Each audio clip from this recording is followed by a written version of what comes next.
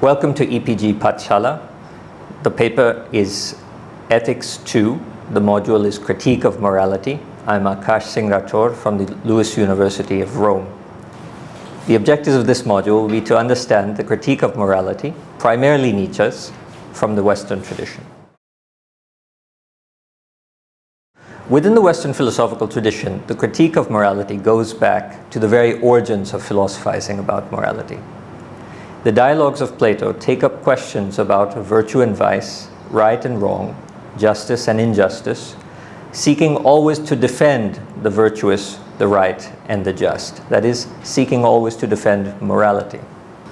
The sophists, early Greek philosophers for hire, were deeply critical of conventional morality. And in Plato's Republic, certain sophists were present in order to critique the morality that Plato was attempting to defend. A notable modern philosopher who counts as a radical critic of morality is the 18th century philosopher from Scotland, David Hume. In the 19th century, the German philosopher Friedrich Nietzsche was by far the most paradigmatic critic of morality. And in this module, we'll be focusing primarily on Nietzsche's thought. In the 20th century, the French philosopher Michel Foucault is often interpreted as the forefront critic of conventional morality. We'll begin with the sophists. Protagoras authored a book entitled On Truths, which begins, "Of all things, man is the measure. Of things that are, that they are. Of things that are not, that they are not." Normally we attribute to Protagoras simply the phrase, "Man is the measure of all things."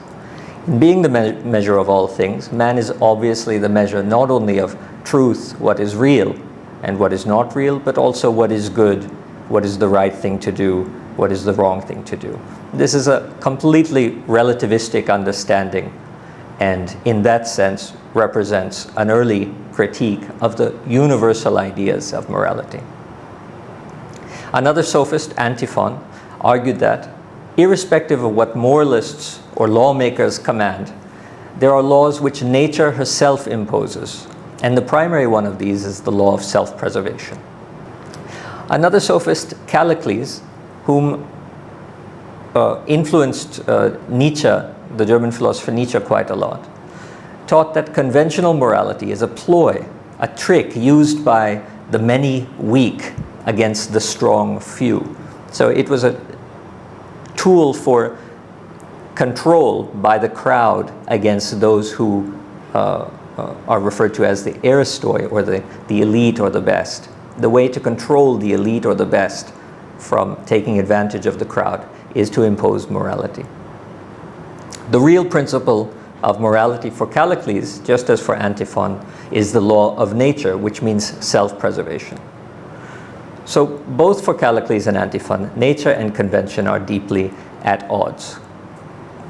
Another prominent critique of morality, in fact, within the history of Western philosophy, one of the most famous critiques of morality occurs in Plato's Republic.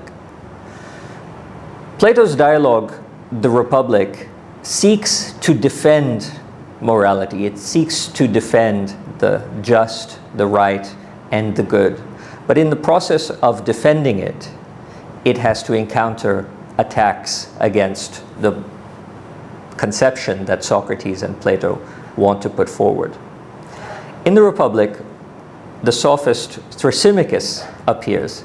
The name Thrasymachus is interesting because the root word is mache, which means to make war. And Thrasymachus is described by Plato as being very violent and having a ruddy complexion that gets so full of blood that Socrates actually steps back in fear. The sophist Thrasymachus ridicules Socrates' attempt to establish justice, and he puts forward a critique, a very radical critique that we hear in other sophists like Callicles and Antiphon. Thrasymachus says, "I posit that the just is no other than the advantage of the stronger." To conceive of justice, which is a sovereign virtue, a cardinal virtue, as nothing other than advantage over the other which is to say, seeking advantage of the over the other, self-interest, like Callicles and Antiphon said, or the fact that some have natural advantage over the other, is a very thoroughgoing critique of our normal sense of morality, which postulates the just, the right, equilibrium, harmony, and other democratic values. Socrates attempts to refute Thrasymachus, but in the process, the argument becomes quite heated, and Socrates has to take some time to cool off. And in Plato's representation of this battle between the just and the sophistic argument that the just is nothing but advantage and seeking advantage, Plato's representation of this is supposed to, in itself, teach us something about the nature of morality. The equanimity with which the Socratic position finally overcomes the Thrasymachus position is supposed to serve as some sort of a lesson against the sophistical critique of morality. This comes out in one passage or expression of Socrates that has become quite famous. He says, "There must even be justice amongst thieves." In other words, justice must be the supervening virtue over seeking advantage, over self-interest, over exploitation and power. Because even those with whom you band together to seek advantage requires a certain kind of justice or compromise. If two thieves get together to rob another man, they must at least establish certain principles of justice, or it becomes total anarchy.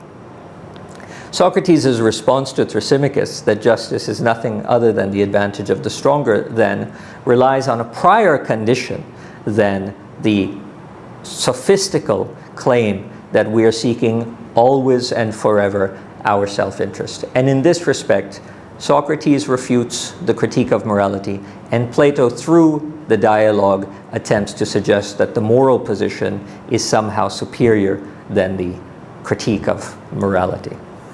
Another interlocutor in Plato's dialogue, an interlocutor is one of the characters who appears in the dialogue, is Glaucon. Now, Glaucon is not a sophist. In fact, in historical terms, he was Plato's own brother. He appears in the dialogue as a student of Socrates, someone who agrees with Socrates and wants to learn from him, but is nevertheless surrounded by the intelligentsia, the critics and the skeptics, who are always posing very difficult questions. So he wants to pose his own critique of morality towards Socrates in order to hear what Socrates' response is, so he's empowered to give a reply to the sophists. Glaucon states that while he doesn't believe this, many people say that justice is in fact just a necessary evil. It's not a good in itself. It's a necessary evil that we must suffer for the rewards that it brings. And this fits in quite well with Socrates' reply to Thrasymachus that there must even be justice amongst thieves. Just because there's justice amongst thieves doesn't mean that justice is a good in itself. As Glaucon has pointed out, justice can just be a temporary measure for the pursuit of more self-aggrandizement and more self-enrichment and more power over others. The whole point behind Plato's Republic is to establish that these critiques of morality are short-sighted and self-defeating. Glaucon's argument is defeated by Socrates, not in one line or through just a few passages, but the whole rest of the Republic, when Socrates decides that he needs to make an analogy between the city and the soul. Because justice in the city is similar to justice in the soul. And just as the city is divided in various parts, so too the soul.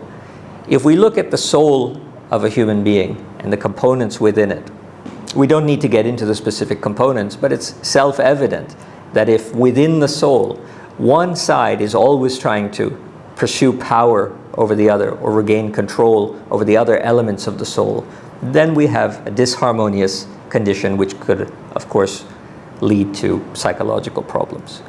So considering that the soul requires a certain amount of harmony and not just the pursuit of advantage of one aspect of the soul, so too the city cannot be grounded on a conception of justice which is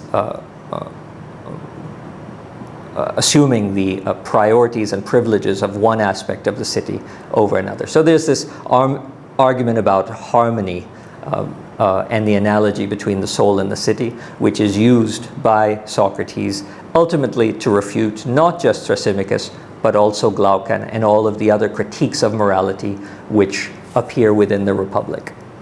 Nevertheless, the fact that Plato spends so much time with the critique of morality in the attempt to present the ideals of morality show us that the critique is a constant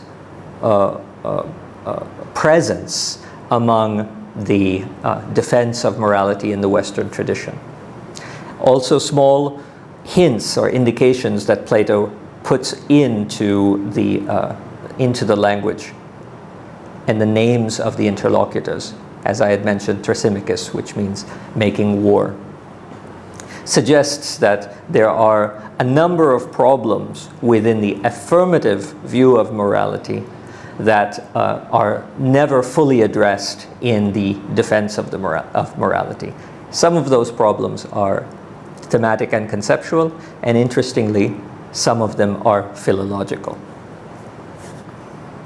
From this philological understanding of the terms that we commonly associate with moral philosophy and ethics, we get a sense of the real nature of the origins of our moral thinking. Quite contrary to the democratic and universalistic understanding that we will find later in philosophers like Kant, or also Mill, in the utilitarianism of Mill. In this philological understanding of the origins of our words and thinking and discussing moral philosophy and ethics, we find a inegalitarian, aristocratic, hierarchy-based conception of the nature of things. That conception of the nature of things was shared by the sophists, and it was very prominent in Plato and in Aristotle's time.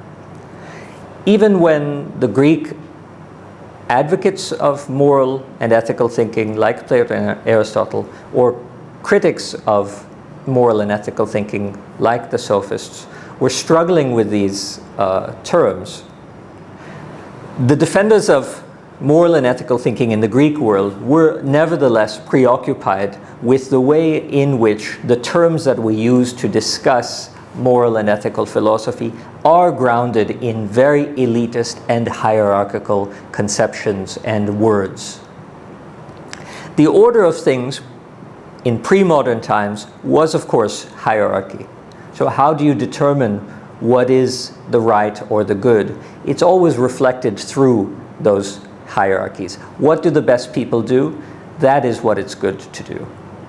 When we move to modern times, we enter an era where egalitarianism and universal equality, capacities of the human person are considered shared. For example, the capacity to reason, which will become important in Kant's moral philosophy, or the fact that we all feel and pursue pleasure and pain, which becomes very prominent in consequentialist moral philosophy. This universalization of the grounds of moral thinking runs quite contrary to the hierarchy of pre-modernity. As we move into modernity, we have once again philosophers who are promoting and advocating for the universality and truth of morality, and concomitantly its critics. By far the most controversial and comprehensive critic of morality in modern times is the great German philosopher of the 19th century, Friedrich Nietzsche. Nietzsche's critique of morality was manifold, and it had different attacks for every sort of moral tradition. The Kantian tradition, based in reason, so grounding moral law in man's rationality, was criticized by Nietzsche extensively. But one of the most fundamental critiques that he made was that Kant assumes that we know why we are acting. Now, Nietzsche, as a psychologist, and interestingly, Freud, the great psychoanalyst Sigmund Freud, was a devout student of Nietzsche and referred to him as his greatest teacher in psychology. Nietzsche put forward a psychological critique of the Kantian moral philosophy grounded in rationality, which was that to assume that human beings are indeed rational or have access to reason is to make an illicit assumption that none of us has the right to make. Which person really knows the grounds of his action? Which person really knows why he does what he does? In fact, we often find that it's only others who know why we do what we do. If that's true, then grounding moral obligation in reason is tenuous at best, given the fragility of human psychology. In terms of consequentialist moral thinking, a rival to the deontological moral philosophy of Kant grounded in reason, you have a moral thought grounded in the consequences of your action. In other words, whether they should bring happiness or pleasure to a greater number of people, including oneself, or whether the action should lead to reducing the pleasure and happiness of the greater number of people, including yourself. Nietzsche's argument is that just as we don't know the reasons for our action, we also have no idea about the consequences of our action. How is it possible that we can predict the future in such a way that we would know how to regulate or moderate our behavior in the present? So if consequentialist moral thinking is grounded in producing results, the consequences, Nietzsche's basic and very decisive critique is, how can we ever know? In fact, it may turn out that doing the thing that we are most advised not to do, that we're told is the worst possible thing to do from the moral point of view, in fact brings about the best possible results. And in that respect, grounding moral philosophy in consequences is as untenable, according to Nietzsche, as it is in grounding it in rationality. So Nietzsche critiques two very dominant moral approaches, the deontological or Kantian and the consequentialist, or the greatest spokesman for which is Mill and utilitarian. An interesting aspect of the critique of morality occurs not as a philosophical critique, but as a philological critique. That is, to understand the origin and genealogy, the derivation of the words that we use commonly within moral philosophy, and to expose that if you actually look at the origin of the words, they tend to support some of the critiques of morality put forward, for example, by the sophists or by Nietzsche, the German philosopher Nietzsche in the 19th century. Take, for example, the Greek word arete, or virtue. The word arete derives out of the Proto-Indo-European root ar. Now, ar in the Proto-Indo-European languages, Greek, Sanskrit, Latin, ancient Persian, represents bellicosity or a relationship to war. In fact, the English word war comes directly from ar. It just has the W in front of the AR. That W sound, which was va in ancient Greek, dropped out over time. So when we look at arete and we see that it derives from this root phoneme or sound ar, and observe that the word war in English derives directly from it, or within the Greek pantheon of gods, the god of war, Ares, you see that the root word ar is closely lined up to the idea of making war or of bellicosity. Now, how can it be that our word for virtue or excellence, arete, is deeply embedded with this notion of warlike, making war, and bellicosity? So the terms war and man, in its sense in Latin as vir, which also appears in Hindi as courageousness, or ver, as we have in the word werewolf, meaning man-wolf. This vir, or virtue, are also fundamentally related, as are arete and Ares. So in both the root word for arete, or virtue in the Greek language, and virtue itself in Latin, we have an etymological grounding in the concept of manliness, courage, war-making, and bellicosity in the Western tradition.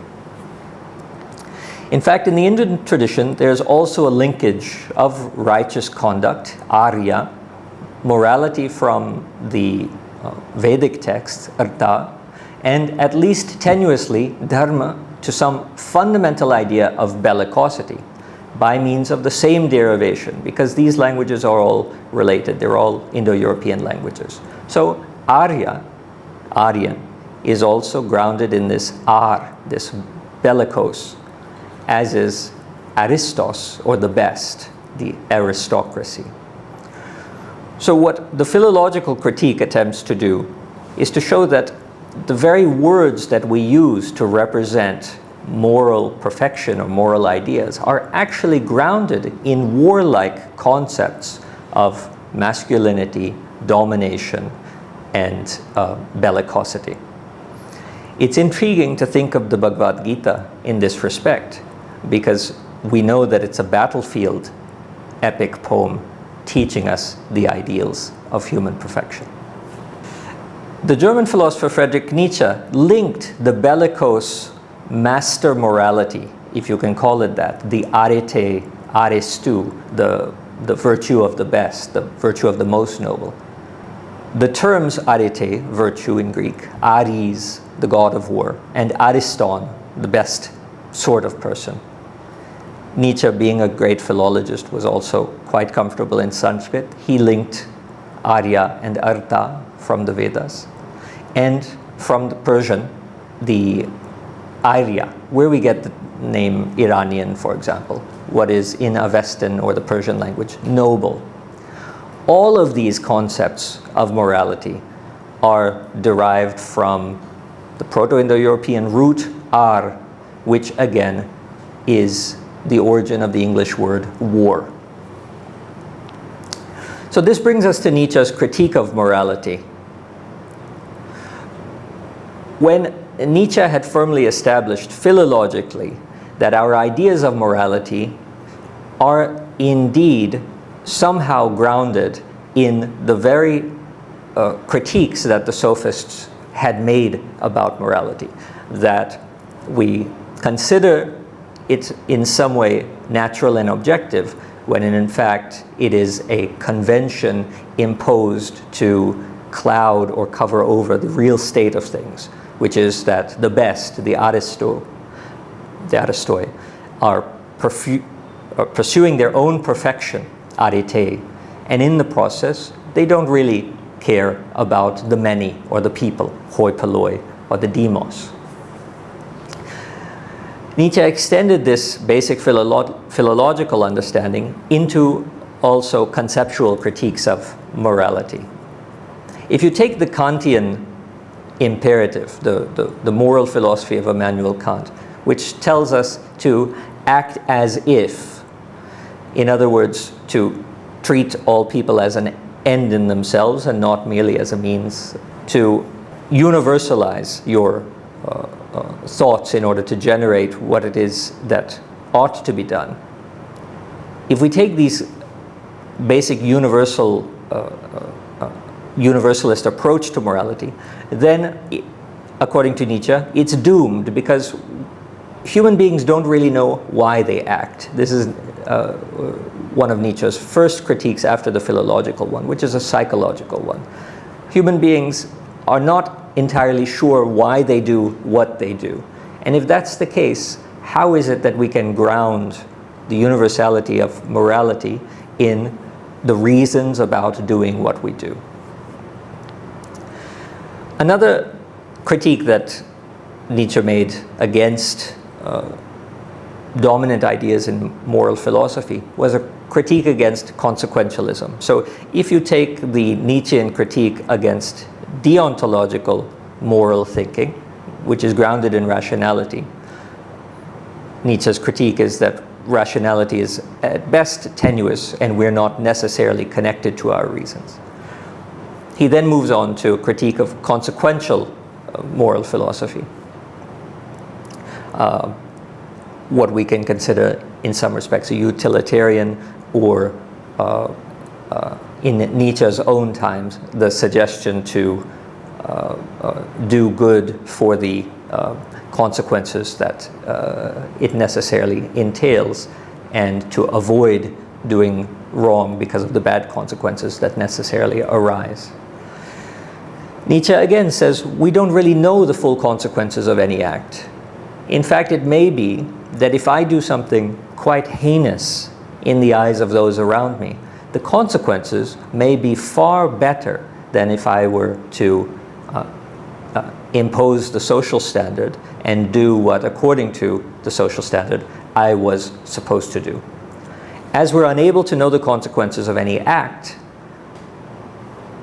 the consequentialist imperative to do good in order to bring about good effects is faulty, as it suggests that we have an adequate knowledge of the future that we don't have.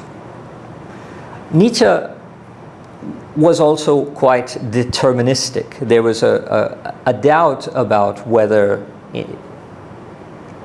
human beings are free to act the way that they would want to act, rather than how they're biologically determined to act. So there's something of a determinist strain in Nietzsche's thought. It's ambiguous, but it's presented at certain moments, and assuming that we were determined, then the idea that we could choose to do what is right over what is wrong becomes ridiculous.